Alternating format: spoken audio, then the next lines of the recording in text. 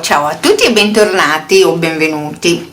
Dunque, oggi vi propongo un progetto semplice da utilizzare come piccolo pensierino ai colleghi o ai vicini di casa, oppure come accompagnamento ad un regalo magari più importante. Vi servono dei fogli che abbiano doppia faccia per poterlo realizzare e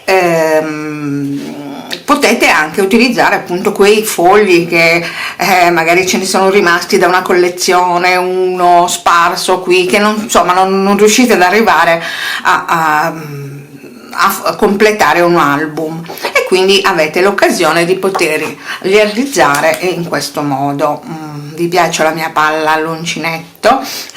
Questo è stato un regalo dell'anno scorso di una creativa bravissima.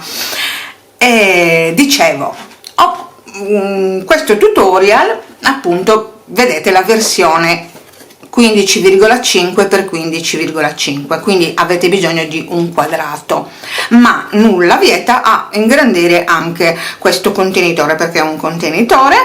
Potete farlo anche 8x8 pollici, che sarebbe 20,5 x 20,5 centimetri. Dipende sempre da cosa andremo a inserire all'interno. Vi faccio vedere un campioncino, diciamo, e poi vi faccio vedere tutte le altre versioni appunto che ho fatto. Io le ho fatte piccole proprio perché è un pensierino. In questa versione abbiamo una bustina di tè. Se invece volete fare quella più grande, magari mettete anche una bustina di cioccolata calda e poi vi sbizzarrite via a riempirlo come vi piace. Questa è una versione molto semplice e quindi diciamo che a me serviva in questo modo, ma potete farla anche in diversi modi, più grande, più piccola, insomma. Più piccola di così mi sembra inutile, però più grande la potete fare, sempre utilizzando questi fogli con la doppia faccia e essendo quadrata. Allora, io vi lascio al tutorial.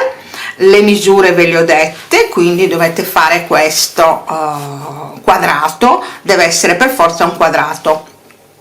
Ok, ora vi lascio appunto al tutorial, spero che vi piaccia, vi saluto, vi abbraccio e vi aspetto al prossimo, che sicuramente sarà il mio famoso flip flop del natalizio del 2025. Lo sto ancora ultimando.